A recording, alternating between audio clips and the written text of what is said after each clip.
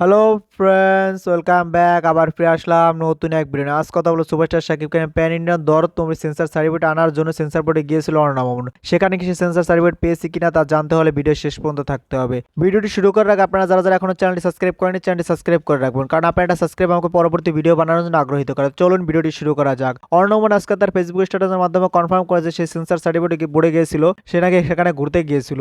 আপনাদের কি মনে হয় সে সেখানে ঘুরতে গিয়েছিল নাকি সেন্সার বোর্ড থেকে সেন্সার সার্টিফিকেটের জন্য গেছিল? আমরা জানি অনেকদিন যাবত তার দরদ মুভিটা সেন্সার বোর্ডে পড়ে আছে, এখন পর্যন্ত সে সেখান থেকে সেন্সার সার্টিফিকেটটা পাচ্ছে না। আমার তো মনে হয় তার জন্য সে সেখানে গিয়েছিল এবং গিয়ে হয়তো কোনো গুড নিউজ পেয়েছে, যার কারণে সে সেখানে একটা ছবি তুলে পোস্ট করেছে এবং সে বলছে যে আমি এখানে ঘুরতে এসেছি। আমার জানা মতে কোনো পরিচালক তখনই সেন্সার বোর্ডে ঘুরতে যায় যখন তার কোনো ছবি সেন্সার বোর্ডে আটকে পড়ে, মানে ওই ছবির সারানোর জন্য সে বারে বারেই যায়, সেখানে ঘুরতে যাওয়ার কথা বলে, এই কথা বলে, ওই কথা বলে। যতদিন পর্যন্ত তার ছবি সেখান থেকে সারানো হয় ততদিন সে সেখানে ঘুরতেই থাকে। আমার তো মনে হচ্ছে এখানে সেরকম কোনো ব্যাপার আছে যে অর্ণব মামুন তার দরদ মুভির সেন্সার সার্টিফিকেটের জন্য বারে বারেই সেন্সার বোর্ডে ঘুরতে যাচ্ছে। আজকে হয়তো সে কোনো গুড নিউজ পেয়েছে, যার জন্য সে সেখানে একটা ছবি তুলে সেটা পোস্ট করেছে। মানে গুড নিউজ না পেলে তো সে ছবি তুলে পোস্ট করবে না। আমার তো মনে হয় সে সেন্সার সার্টিফিকেট পেয়ে গেছে, তার জন্য সেখানে একটা ছবি তুলে পোস্ট করে সবাইকে জানিয়ে দিয়েছে আমি এখানে ঘুরতে এসেছি। তার মানে সেই কথার মাধ্যমে ইঙ্গিত দিয়েছে যে আমি সেন্সার সার্টিফিকেট পেয়ে গেছি, খুব শীঘ্রই দরদ মুভি আমি তোমাদের সামনে নিয়ে আসছি।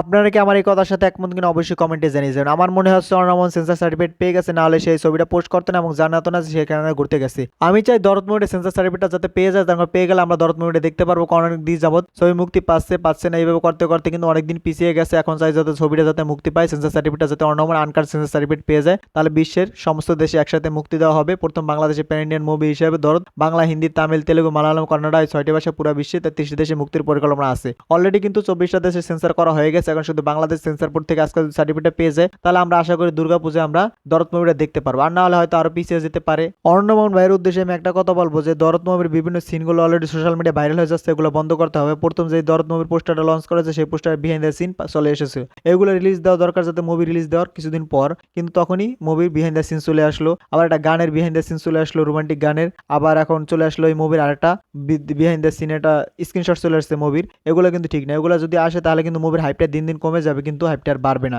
এগুলো বন্ধ করা দরকার। এগুলো যদি বন্ধ না করা হয় তাহলে কিন্তু মুভির হাইপটা ধরে রাখা সম্ভব হবে না। এগুলো সব কিছু অর্ণব মামুনকে বন্ধ করতে হবে। ভিডিও যদি ভালো লাগে বেশি বেশি করে শেয়ার করবেন, যাতে সবাই ভিডিও দেখতে পারে। ভিডিও শেষ পর্যন্ত থাকার জন্য অসংখ্য ধন্যবাদ। টেল দেন টেক কেয়ার, দেখা হবে নেক্সট কোন ভিডিওতে। ততক্ষণ ভালো থাকুন, সুস্থ থাকুন, বাই বাই।